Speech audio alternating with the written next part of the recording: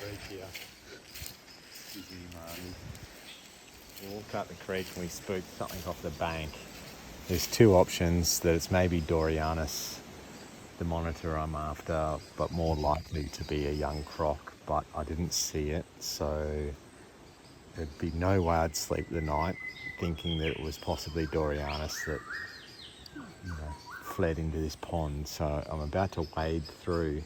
Whatever it is likely to be up in that root ball. Thankfully it's shallow water there, shallow water here. I'm going to make my way gently up the creek. Mariella's going to stand over here and see if whatever we can flush. But yeah, fingers crossed.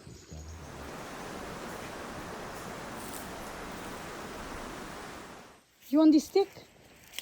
Or you don't need the stick? Not right now. Smaller than that one we saw that night, or just a touch bigger. touch bigger? Do you want the net? No, that's no good. All right, guys, we have a baby croc live here with Brother Nature. Now, Brother Nature is going to demonstrate how to catch a croc with bare feet and bare hands. In your undies, it's a bit of a long reach to grab him behind the head. Okay. He's about 1 metre long. Oh, do you need, he's 1 metre long. Okay, do you need anything? Assistance from the production? It's just awful. I'm going to have to go slow and delicately.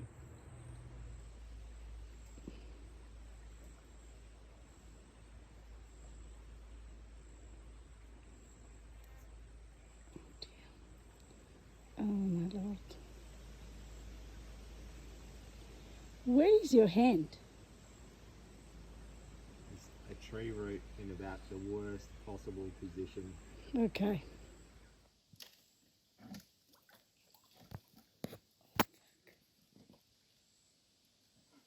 You okay?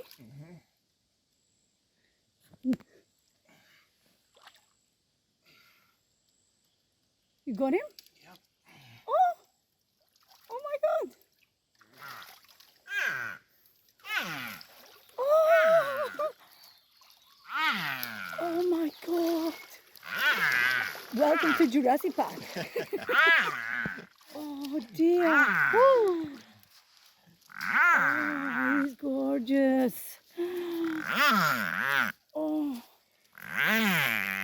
Don't be upset. We're not gonna hurt you. Oh, buddy. Hey, guy. Strong little buggers. How long do you reckon he is? He's 1 metre? a bit longer than that, I think. Yeah?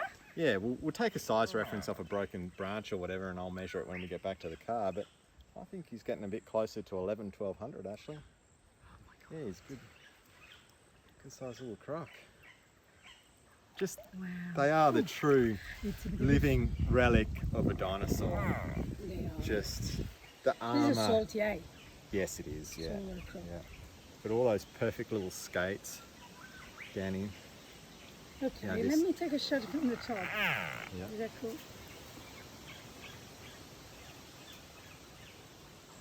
Wow. He's so beautiful. I Oh, love they're it. gorgeous. Look at those feet. Patterns. Look at those little webbed feet. Oh, they're so soft. And obviously, I can see why mouthful people. of I can see why people want the, some Oh, what leather- you mean, like leather boots? shoes and Oh, things. Shut up! No, we'd never He's do that. absolutely gorgeous, but And put look- your hands off his And skin. look at the eye as well. Yeah, Really adept at seeing at night. yeah. Just, he's behaving so well for us. Usually they freak out a lot more than he did. Good reason. Yeah. All It's, right. it's late in the that's awesome. afternoon. He's probably a bit cold, so he's Yeah, quiet we'll now. let him be. Yeah. Wow, thank you, Mr. Croc. Yeah, we love you, buddy. Bye.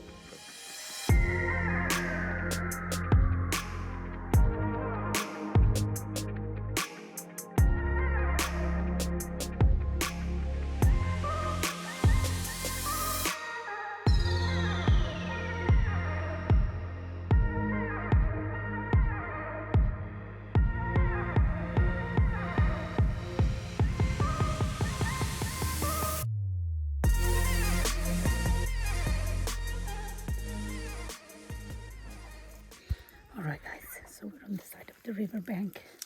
Sorry, I need to be quiet.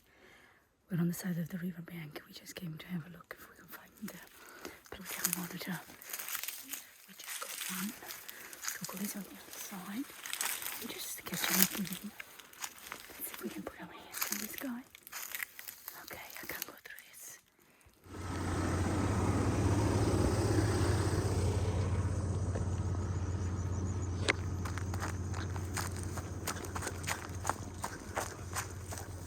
Finally got one. Oh my light god! Wow! Yeah, nice beard. Wow! Really clean looking one. Just have to say so. Boy. Is it male? Yeah. Oh, That's way. he's big. Shark claws. Hard to tell at this point, but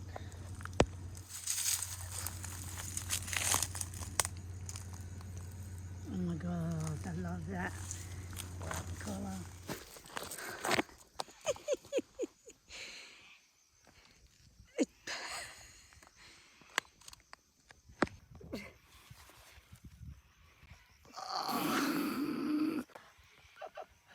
Oh my god, those claws are so sharp. Oh my god! It's bleeding. I've got a very cool tattoo. You.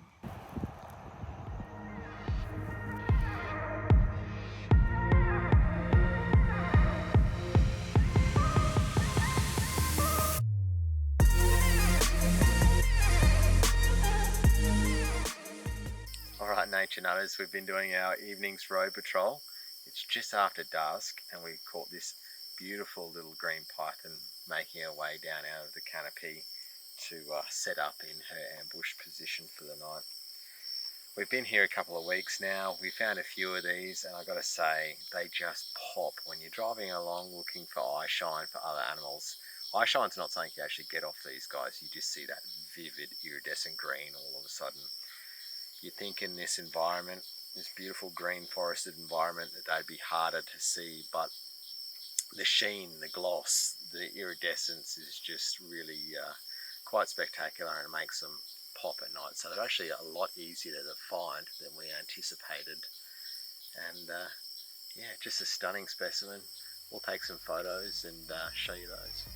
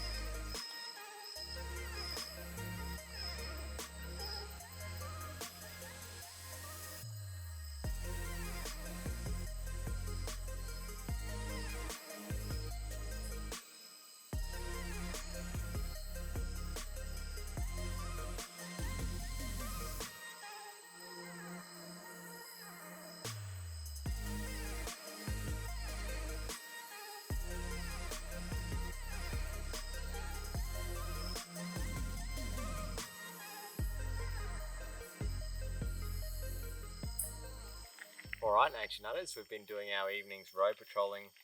We've just found a beautiful green python and we've continued on down the road after doing a bit of shooting with that.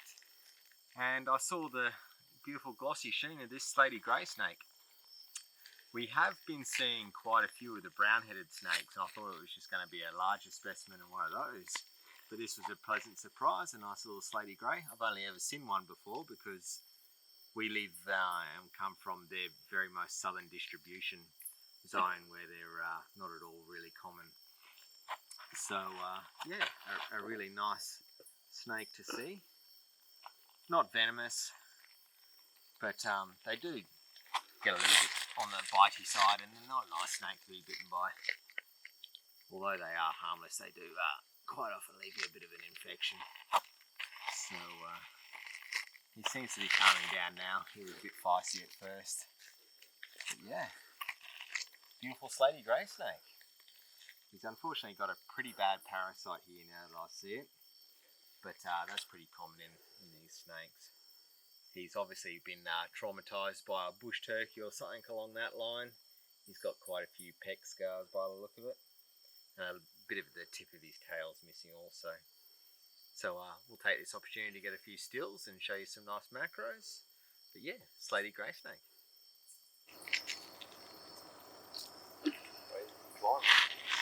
Hmm? He's a good climber.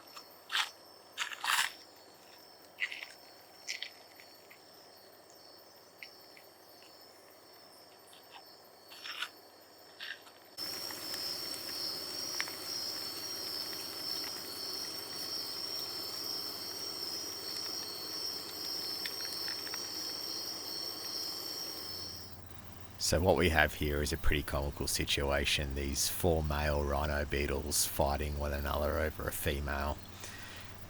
Becoming so preoccupied, battling it out, that they didn't even realise that the female had just wandered off. Another male who had clued onto it when chasing her up the tree, but couldn't keep up with her. So they all missed out because they were preoccupied fighting. A lesson for the young men out there. It's not at all often you get a black-headed python during the day, but we were fortunate. This particular specimen had stuck that beautiful black head out onto the embankment to catch a little bit of sun on what was a quite cold winter's morning. The Cape York Peninsula plays host to 9 different species of monitor, this one being the beautiful spotted tree monitor. A reasonably common species, though they're quite cryptic and coy, one that rarely sits around for a photo opportunity.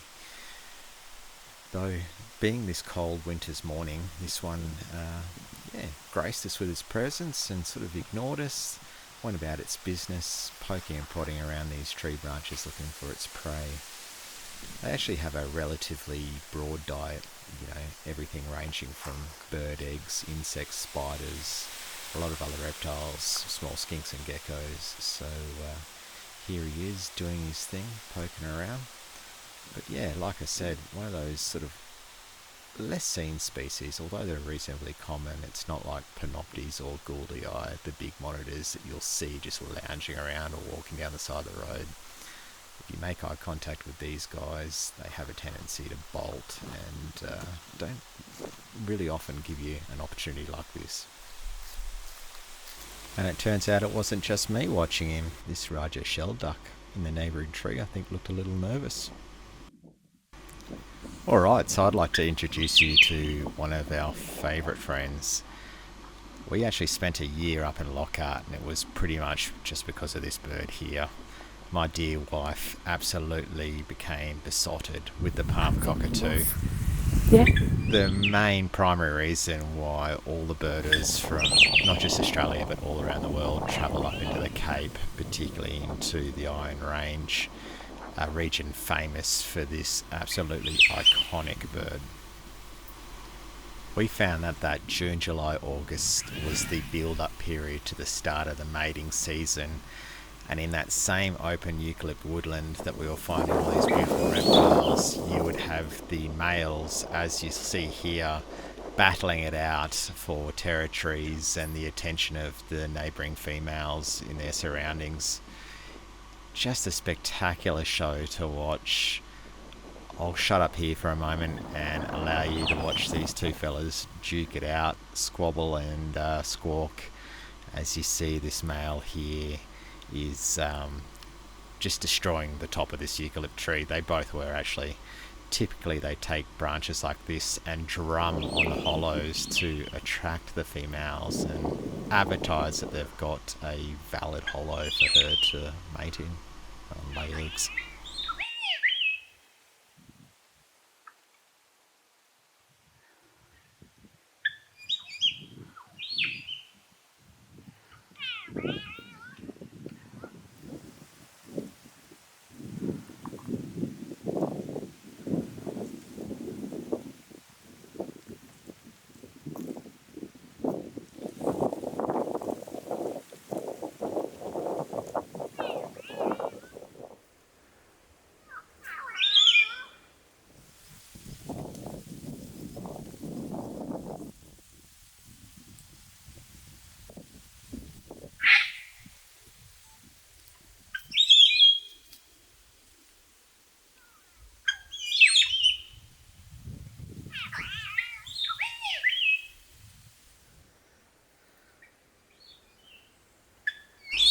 For all those crazy ornithologists out there, there will be a dedicated episode coming shortly for the palm cockatoos, so keep an eye out for that.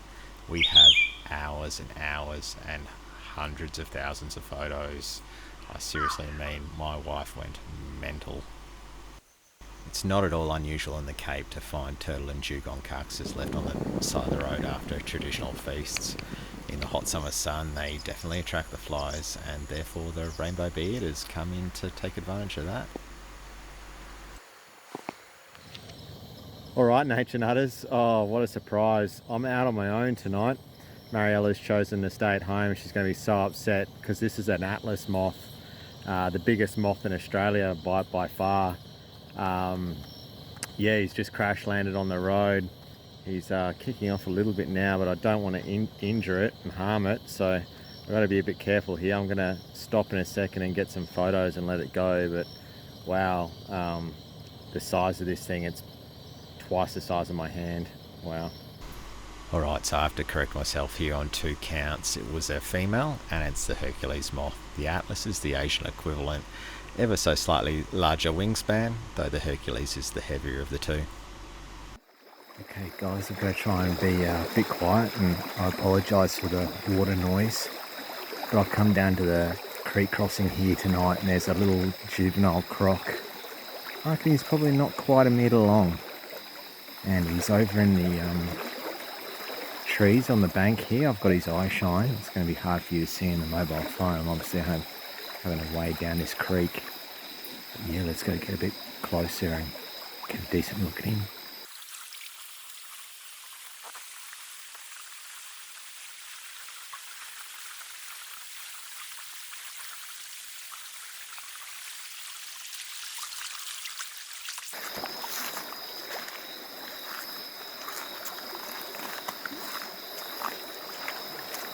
Should just be able to get some eye shine. Yeah, there he is. I'll sneak over and try and get a bit closer. It gets pretty deep here. Okay, I know many of you will be wondering why the heck are you wading through this croc infested water. Well, this is a calculated risk I'm prepared to take after searching for big eye shine, but I'm also very familiar with this stretch of the river. Just below here is a long stretch of very shallow, broad water. Not conducive for big crocs to live in. This is a calculated risk, though I was very familiar with this stretch of creek after days and days of walking up and down looking for those blue-tailed monitors. Well, I know what I'm doing tomorrow. I'm going to come back here during the day with the Olympus underwater camera and see if I can't get some cool underwater footage. Pretty stoked. Woo-hoo. It actually occurred to me the following day, it's not very smart to go looking for that little croc during the day. He's obviously going to be shy, hard to find as they're very aware of their surroundings, so I figured I'll go at night, I'll get his eye shine again. Didn't find the little croc, however found some barramundi, went up the creek, tried filming them with no luck. About to give up and I hear something on the riverbank. Anyway, looking around, see these little feet, think, bit odd. They're not the feet of the typical white-tailed rat and the other things that live on the forest floor. Lo and behold, here we go. Here's this beautiful southern CusCus making his way through the vegetation on the creek bank. This is a really quite unique special event here. I was just elated. To get southern CusCus is a treat. To get it this close is just amazing. However, I was in a bit of a precarious position here on a very steep riverbank, and the lights I'm filming with are dive lights, so they're not meant to be operated out of the water, so I had to sort of periodically stop in the dark, allow them to cool down, try and get this animal to refrain from scuttling off in the meantime. So periodically filming, stopping, filming, stopping. But she just sat here in front of me and just allowed me to do this. This was just really, really special to me. And I might add, at this point, I could have just reached out and stroked her. It was so tempting that I didn't want to freak her out. She was in a bit of a precarious spot. Obviously, summing up whether she would jump here or, try and reach for that bit of bamboo. I didn't want to freak her out, so I quietly just slid back off the bank into the creek and left her to her own devices. But just, really epic moment for me. Okie dokie, my nature-loving nature nutters. I'm going to wrap this episode up here, but I'll leave you with a bunch of images, of all the various little things that typically don't get airtime, and perhaps a few teasers for things that you'll see in upcoming episodes as well. Be sure to hit that like and subscribe. We really appreciate it. As much as I love collecting all this stuff, I hope you enjoy the content. Feel free to go check out the socials. Come explore, see more, be more with Brother Nature. Cheers guys, see you soon.